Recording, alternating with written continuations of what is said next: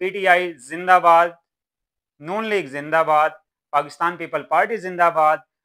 औज़ुबिल्लाहि बिस्मिल्लाहिर्रहमानिर्रहीम। मेरे मुअज़्ज़ज़ असातिज़ा इकराम, अज़ीज़ तुलबा तालिबात, मोहतरम वालिदैन और तमाम सोशल मीडिया नाज़रीन को मेरी तरफ से अस्सलाम वालेकुम व रहमतुल्लाहि व बरकातुहू।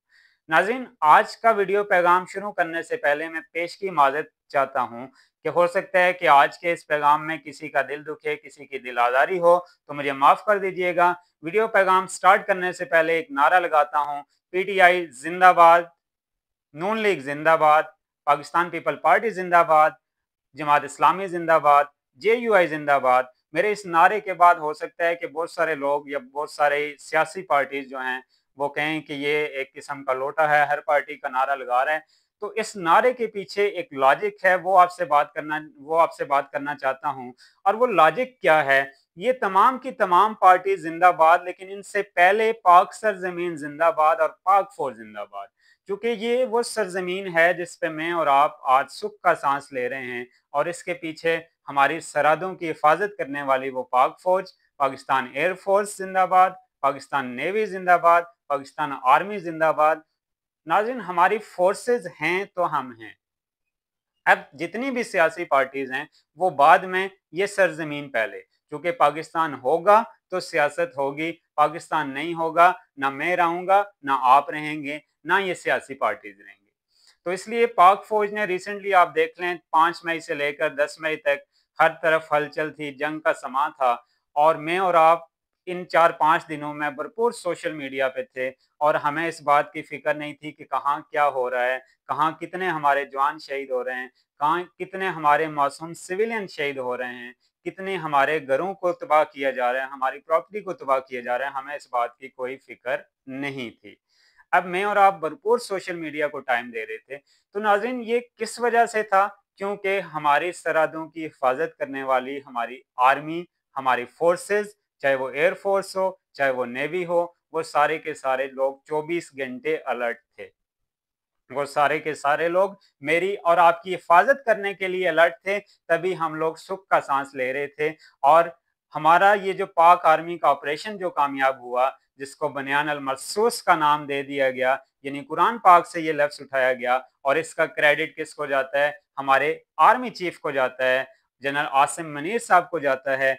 क्यों पाकिस्तान आर्मी का क्रेडिट, और क्यों इस वर्ड का क्रेडिट, और क्यों इस जंग का क्रेडिट सारे आर्मी चीफ को दे रहे हैं? कुछ लोग ये भी कहते हैं कि एयरफोर्स ना होती तो आर्मी चीफ क्या करते, लेकिन इन तमाम फोर्सेस को लीड करने वाले हमारे आर्मी चीफ हैं। एक दफा फिर पाकिस्तान आर्मी जिंदाबाद, पाक फौज जिंदाबाद। अब इन्होंने जो इस मकसद का नाम, जो इस जंग का नाम रखा, इस ऑपरेशन का जो नाम रखा गया बुनियान अल मरसूस, क्यों रखा गया? क्योंकि हमारे आर्मी चीफ जो थे वो हाफिज कुरान थे। अगर हमारे आर्मी चीफ को कुरान ना आता, कुरान को ना समझते, तो इस ऑपरेशन का नाम शायद आसिम मुनीर, ऑपरेशन आसिम मुनीर होता। जैसे इंडिया ने जैसे क्या नाम रखा ऑपरेशन का, ऑपरेशन सिंदूर।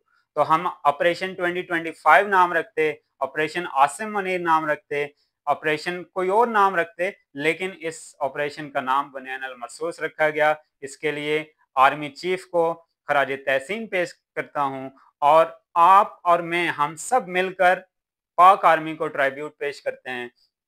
आए दिन आपने सोशल मीडिया पे पोस्टें देखी होंगी, मुख्तलिफ स्कूलों में इज़हार तशक्कुर किया गया। मुख्तलिफ जो उन दिनों की छुट्टियां थी, उन छुट्टियों में स्कूल के रजिस्टर्स को मतलब बनियान अल मरसूस का नाम रखा गया। ये सारी बातें अपनी जगह सही हैं, लेकिन मैं और आप, हम तमाम सोशल मीडिया के जितने भी लोग हैं, हम सब मिलकर आज कल देखने में आ रहा है कि एक इंडिया का मजाक उड़ाया जा रहा है। तो मेरी आपसे दरख्वास्त है कि किसी भी मुल्क की फोर्सेस उसके लिए बड़ी काबिल एहतराम होती हैं, चाहे वो इंडिया हो, चाहे वो अमेरिका हो, चाहे वो यूएस, चाहे वो कनाडा हो, कोई भी फोर्स हो, तो वो उस मुल्क के लिए बड़ी इज्जत का मकाम होता है फोर्सेस का। तो सबसे पहले मैं और आप अपने मुल्क की, अपने मुल्क की आर्मी की इज्जत और कदर करते हैं, लेकिन हमें किसी का मजाक उड़ाने का कतन कोई हक नहीं है। हम किसी मुल्क की फोर्सेस का मजाक नहीं उड़ा सकते। आए दिन सोशल मीडिया पे खबरें आती हैं कि डिस्ट्रिक्ट बाग में एक ड्रोन गिर गया, नीलम वैली पे ड्रोन गिर गया। तो खुदारा इन मनगढ़ंत कहानियों को बिना तस्दीक के मत शेयर किया करें, अवाम में खौफो हरास फैलाने की कोशिश मत किया करें। हमारे आर्मी के जवान, हमारी फोर्सेस, हमारे तमाम जितनी भी फोर्सेस हैं वो अपनी सरहदों की हिफाजत करना जानते हैं। मैं और आप अपने वतन के लिए, अपनी फोर्सेस के लिए हमेशा दुआ गो रहना चाहिए हमें कि हमारी फोर्सेस कायम और दायम रहें, हमारा मुल्क कायम और दायम रहें, तभी मैं भी कायम और दायम हूँ और आप भी कायम और दायम हैं। और दूसरा, हमें किसी का कतन मजाक नहीं उड़ाना आज के बाद कि नो डाउट कि हम जंग जीत गए, हमारी आर्मी ने जंग जीती, लेकिन इसका ये हरगिज मतलब नहीं कि हम किसी का मजाक उड़ाएं। तो मेरी आप तमाम सोशल मीडिया में जो जो लोग मुझे सुन रहे हैं, आपसे दरख्वास्त ये है कि किसी का मजाक नहीं उड़ाना। हमें अल्लाह पाक का शुक्र अदा करना चाहिए कि एक जंग का समा था, जंगी हालात थे मुल्क के अंदर, तो वो जंग का खतरा टल चुका। अगर जंग हो जाती है, अगर जंग हो जाती या फ्यूचर में होती है, तो मैं और आप और हमारा ये मुल्क, हम पूरी तरह से तबाह बर्बाद हो जाते, खुदा न खास्ता। तो वो कितना बड़ा अजाब था, इंडिया तबाह बर्बाद हो जाता। मीन्स के दोनों ममालिक चूंकि एटमी पावर हैं, तो जंग का ना होना ये अल्लाह पाक का हमारे ऊपर एक एहसान है। ऑपरेशन का कामयाब होना ये भी अल्लाह पाक का खास एहसान है कि ऑपरेशन का जो नाम रखा गया वो कुरान पाक के अल्फाज, जिसका मतलब सीसा पलाई हुई दीवार, उन अल्फाज से लेके नाम रखा गया।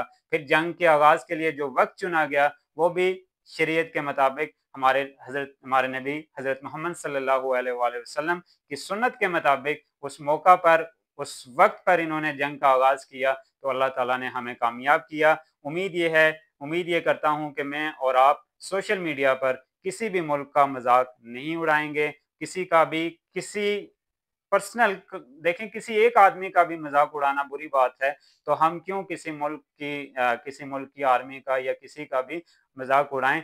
तो सबसे पहले मैं और आप अपने मुल्क के लिए, मुल्क की बका के लिए अपने मुल्क की इज्जत करें, अपनी आर्मी की इज्जत करें, और हम तमाम ममालिक के बतौर ह्यूमन बींग, हम तमाम इंसानों की जो इज्जत है वो हम सब पर फर्ज है।